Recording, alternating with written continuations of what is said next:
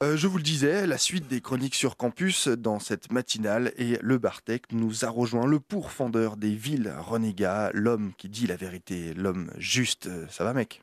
Bien, merci, bonjour. Ça roule. Écoute, aujourd'hui une chronique super intéressante.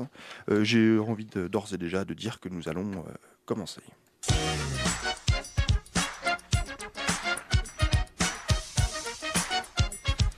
Bienvenue à la foire au gouvernement.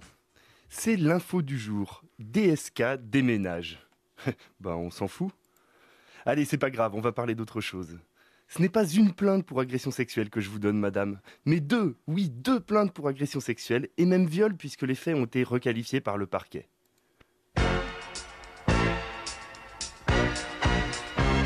Travaille ton univers impitoyable. Notre sous-ministre de la fonction publique, Georges Tron, est aussi maire de Draveil dans l'Essonne depuis 1995. Pour l'anecdote, cette année-là, Balladur se serait bien vu piquer la place de Chirac en tant que candidat à l'élection présidentielle. Seulement voilà, c'est le regretté site d'information Bakchiche qui a révélé l'histoire, il manquait à Balladur le côté populo qui a fait le succès de Chirac lors notamment de mémorables salons de l'agriculture. Plutôt que d'aller taper sur le cul des vaches, le candidat à la candidature simule, au retour d'un meeting, un incident d'hélicoptère. Ni une ni deux, sous la pluie et les flashs des journalistes, ils se mettent au bord de la route et tend le pouce.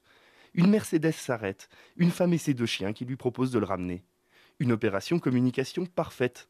Au passage, le directeur de la com de Balladur, c'était Sarkozy, et la gentille dame qui s'est arrêtée pour prendre le candidat en stop, la cousine de Georges Tron.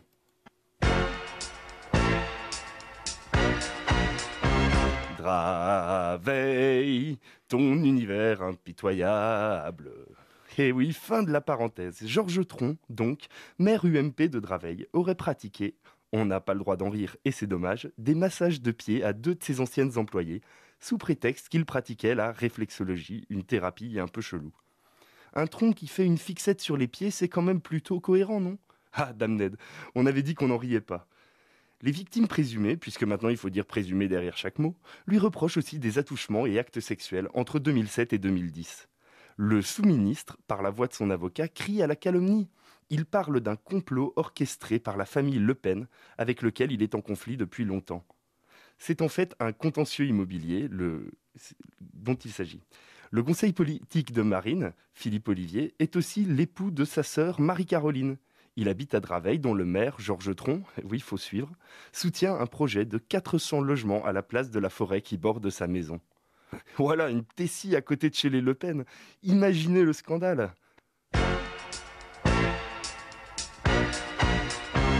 Draveil, ton univers impitoyable. Ce n'est pas la première fois que Tron se dit victime d'un complot.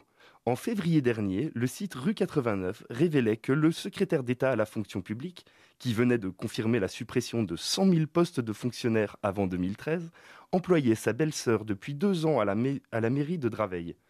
Elle avait signé un contrat d'accompagnement dans l'emploi, un CAE. Selon le ministère du Travail, l'État n'apporte son financement que pour des personnes en grande difficulté et donc quasi exclusivement des personnes qui n'ont aucun revenu. Ce qui n'était peut-être pas le cas vu que la maison de son mari est évaluée à plus d'1 million d'euros. Oui, rétorque la mairie, mais ils sont séparés maintenant et elle s'est retrouvée en difficulté financière.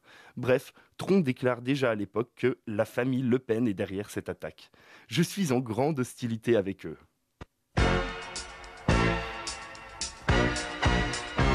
Draveil, ton univers impitoyable. Marine contre-attaque. Citation. Tout ça le dérangeait moins quand il était domicilié chez la famille Le Pen à Draveil. Georges Tron s'offusque. Nous avons trouvé cet appartement par le bouche à oreille. Quand j'ai découvert à qui il appartenait, j'ai résilié le bail le lendemain. On a dû rentrer en mai 2009 et je l'ai quitté en juin. Or, Philippe Olivier, le beauf des Le Pen, soutient que c'était en 2008, dans le logement de son fils, et détaille. C'était gratuit, parce que l'électricité n'était pas installée, mais il avait besoin d'y entrer pour sa domiciliation fiscale. Il a commencé à payer un loyer en mai 2009. Finalement, peu importe la date, dans tous les cas, c'est un coup bas, un méchant sous-entendu. Et oui, parce que quand on est maire de Draveil, c'est quand même mieux si on y habite à Draveil. Or, dès la nomination de Georges Tron au gouvernement, en 2008, Le Canard enchaîné l'accuse d'habiter un 118 mètres carrés pour 1200 € par mois dans le 15e arrondissement de Paris. Autrement dit, des clopinettes. Le type qui se défend comme le plus beau pied qu'il aimerait peut-être masser, rétorque en substance. Pas du tout, c'est 2000 €, autrement dit, moins de 2 fois rien. D'ailleurs, j'y habite depuis 1982 et ce n'est pas de ma faute s'ils n'ont pas augmenté les loyers. Monsieur le maire de Draveil habite dans le 15e à Paris. Peut-être qu'il prend ses administrés pour des cons.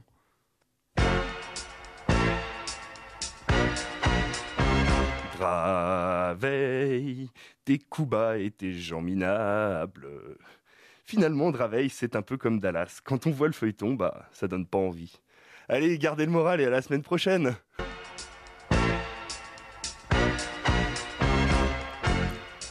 Ça, c'est de la chronique, mec. C'était bien orchestré, c'était beau et c'est tellement vrai. C'est un bordel cette histoire avec Georges Tron. Moi, j'ai pas tout suivi, je comprends à peine. En fait, C'est un complot. c'est peut-être aussi un complot, mais franchement, l'histoire des pieds avec le mec il est quoi, orthopédiste donc c'est ça Réflexologue. Réflexologue. L'histoire des pieds, il aurait aimé masser les pieds, ou alors il est vraiment fétichiste. Et il est vraiment fondu ce truc-là, à l'instar de DSK, il peut pas s'empêcher peut-être d'être sexuellement actif et son truc, à lui, c'est le fétichisme. Voilà. Alors donc soit ils sont présumés, comme ils sont présumés innocents, Innocent, pour l'instant. Voilà. C'est soit il y a une histoire de complot, soit il y a juste des gros porcs à la tête de l'État. Hein. Ça peut arriver. Ça peut être un des deux. Quoique, après, moi, pour être, je suis pas fétichiste pour un sou spécialement, mais après dire. S'ils sont actifs sexuellement, à la limite, c'est leur truc, c'est leur problème. S'ils sont violents et harcelants, là, ça devient autre chose, évidemment. C'est quand même une drôle d'histoire, je trouve. Je sais pas ce qu'ils vont nous inventer à la prochaine, enfin bref. C'est un feuilleton à suivre. C'est un drôle de feuilleton, et c'est pas Dynasty, c'est Dallas, effectivement.